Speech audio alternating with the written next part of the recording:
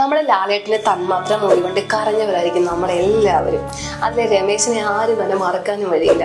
ഇന്ന് രമേശൻ ഫോളോ ചെയ്ത ഒരു പാരന്റിംഗ് സ്റ്റൈലിനെ പറ്റിയാണ് ഞാൻ ഇവിടെ പറയാൻ പോകുന്നത്. അത് അതോറിറ്റേറ്റീവ് പാരന്റിംഗ് രീതിയാണ്. Hi, I'm Ashwi Prakash, psychiatric counsellor at Mahima counselling and psychotherapy centre. ഈ ഒരു രീതിയിലുള്ള പേരൻസ് ഡിമാൻഡിങ് ആയിരിക്കും, റൂൾസ് ആൻഡ് റെഗുലേഷൻസ് വെക്കും. പക്ഷെ ഒരു കുട്ടികളെ കറക്റ്റായിട്ട് അവബോധമുള്ളവരാക്കി തീർക്കും. എന്തിനാണ് റൂൾസ് വെച്ചിരിക്കുന്നത്, നീ എന്തുകൊണ്ടാണ് അത് ചെയ്യരുതെന്ന് പറഞ്ഞതിന്റെ കാരണങ്ങൾ കറക്റ്റായിട്ട് റീസൺസ് പറഞ്ഞ് മനസ്സിലാക്കും. റൂൾസ് മാത്രമല്ല, അവിടെയുള്ള കാരണങ്ങൾ കൂടി പാരൻസ് പറഞ്ഞ് മനസ്സിലാക്കും. അതുപോലെ തന്നെ ഈ പാരൻസ് വളരെ സപ്പോർട്ടീവ് ആയിരിക്കും കുട്ടികളുടെ കഴിവുകളെയും അവരുടെ ആഗ്രഹങ്ങളെയും ഒക്കെ മാനിച്ചുകൊണ്ടിട്ടുള്ള ഒരു പാരന്റിങ് സ്റ്റൈലായിരിക്കും. ഈ ഒരു പാരന്റിങ് രീതിയിൽ വളരുന്ന കുട്ടികൾ കൂടുതലായിട്ടും സെൽഫ് കോൺഫിഡൻസ് ഉള്ളവരായിട്ടും സോഷ്യലി വളരെയധികം നന്നായിട്ട് ബിഹേവ് ചെയ്യുന്നവരും മൊത്തത്തിലൊരു നല്ലൊരു കുട്ടിയായിട്ട് അല്ലെങ്കിൽ നല്ലൊരു പേഴ്സണാലിറ്റി ഉള്ളിൽ രൂപപ്പെടുന്നതായിട്ട് നമുക്ക് കാണാൻ പറ്റും.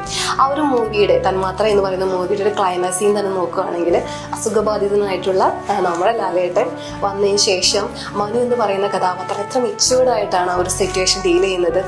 നിങ്ങൾക്ക് മനുവിനെ പോലെയുള്ളൊരു മകനോ മകളോ ആണ് ആവശ്യമെങ്കിൽ രമേശൻ 2